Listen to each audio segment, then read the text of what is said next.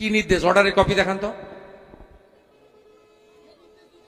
অর্ডারের কপি দেখান। Supreme court বলেছে যাদের এই যে নামের ভুল, এর জন্য মমতা ব্যানার্জি দায়ী। তিনি কেন ডাটা এন্ট্রি অপারেটর দেননি? বিহার সরকার যেখানে দিয়েছে আপনি দেননি কেন? দায়িত্ব মমতা ব্যানার্জি হয়রানি করছে, করে বাজার মাতাচ্ছে।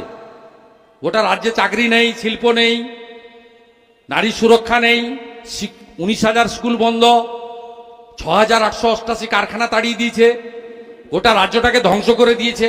ধ্বংস করার পরে যাতে মানুষকে ইলেকশন কমিশন বিজেপির বিরুদ্ধে বলতে পারে, সেই জন্য ডাটা এন্ট্রি অপারেটর না দিয়ে লোকের কাছে মেসেজ। লোক অত বোকা নয়।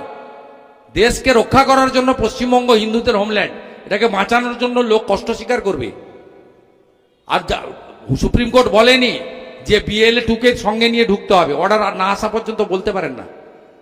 সুপ্রিম কোর্ট বলেছে যাদের সহায়তা দরকার শুনানিতে, তারা সহায়ক নিতে পারবে।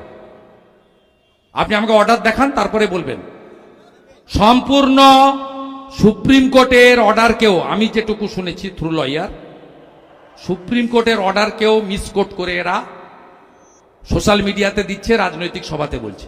আজকে তো কোথাও কোথাও পশ্চিম মেদিনীপুরের চন্দ্রকোনাতে ওদের BLA 2ও ঢুকে গেছে শুনলাম। ঢুকতে পারে না, BLA 2 কথা নেই। যারা শুনানিতে, যারা কাগজপত্র নিয়ে সহায়ক চান, তার বাড়ির ছেলে হতে পারে, ভাই হতে পারে, বন্ধু হতে পারে, আত্মীয় হতে পারে, সেই সহায়ক নিয়ে যেতে বলেছে। সহায়ক মানে BLA 2 নয়। সুপ্রিম কোর্টের মূল অর্ডার আসতে দেন।